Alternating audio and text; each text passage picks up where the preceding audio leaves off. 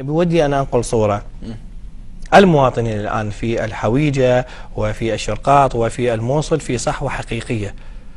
وهم اليوم يقومون بعمليات حقيقية ضد الدواعش، وبالفعل يعني تصلنا المعلومات، سواء المعلومات على هروب الدواعش أو على الأوكار أو أكداس الاعتاد أو العجلات المفخخة وغيرها، وهذا يعني حقيقة مؤشر خير وصحة يرد مثل حقيقية. هذا الكلام عن الموصل أو عن نينوى عموما،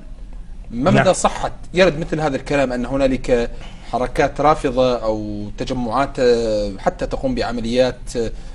تصفية لقيادات داعش؟ نعم، هذه معلومات صحيحة، وحتى العدو اليوم كان يحاول أن يكون هنالك إسناد من الموصل باتجاه الشرقاط أو المناطق الأخرى، وتكون هنالك ضربات جوية موجعة مباشرة إلى هذه المجاميع الإرهابية. إذن اليوم ما من موجود في الشرقاط هو في عزلة، ما موجود في حويجة هو في عزلة، لا يستطيع لا أن يكون له إمداد لا من ناحية الاحتياط أو الماء أو غيرها، وبالتالي المصير حتمي واضح هو النهاية لهم في هذه الأيام. هنالك جهود كبيرة تبذل من جهات حقيقة قد لا يتسنى الكلام عنها، فيها الخبراء الأكاديميين والنفسيين والاجتماعيين، وتعمل ليل ونهار على هذا الموضوع. يمكن تكلمنا في فترات كثيرة عن المنشورات التي تلقى من قبل قواتنا الأمنية من خلال سلاح الجو، ومن خلال أيضا التحالف على مناطق الموصول وفيها رسالة مباشرة، إضافة إلى قنواتنا الاتصالية وأيضا وسائل الإعلام. وهنالك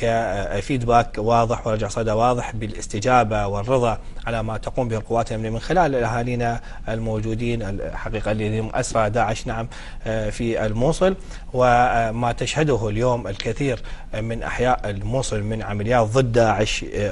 يومية دليل واضح على استعداد نفسي كبير جدا لأهالي الموصل للتخلص من داعش. وبالمناسبة هذه مشكلة كبيرة اليوم تؤرق داعش وقادة داعش المتواجدين هناك، فهم يعرفون أنه لا محالة أن قواتنا الأمنية تتقدم شيئا فشيئا إلى الموصل، وهم يخافون من الانهيار الداخلي في داخل الموصل، باعتبار أن اليوم كل الموصليين لديه إيمان كامل بقرب ساعة الصفر وساعة التحرير، وبالتالي نتفاوض على هؤلاء والقضاء عليهم. نعم، لدينا جهد استخباري كبير في وزارة الداخلية والدفاع والأجهزة الأمنية الأخرى، ووصلنا إلى مراحل متقدمة ووجهنا ضربات مباشرة، يمكن ليس آخرها هو موضوع توجيه ضربة إلى المجرم أبو بكر البغدادي ومن معه، ولكن الحرب هي حرب عالمية ضد داعش وليست هي مشكلة عراقية فقط، وبالتالي كل ما تكون هناك آفاق للتعاون المعلوماتي الاستخباراتي كل ما تكون فيها